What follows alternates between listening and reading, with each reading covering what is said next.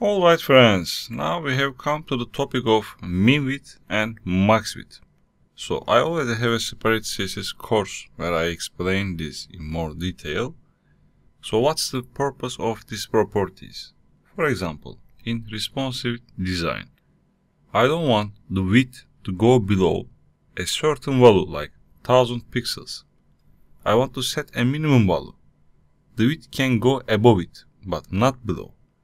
So for this kind of thing, we can use min width. For example, I can say min width 400 pixels.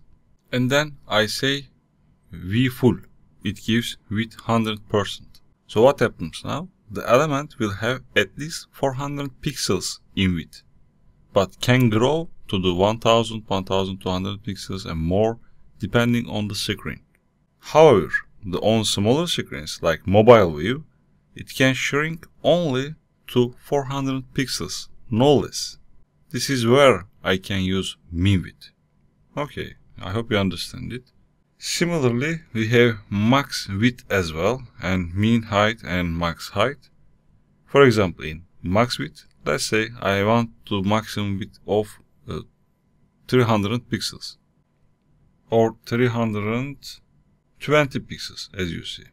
So I can use max width XS. So when do I use these? In responsive layouts for different views like phone and tablet, when I want to control the visual appearance separately. That's when min width and max width become useful.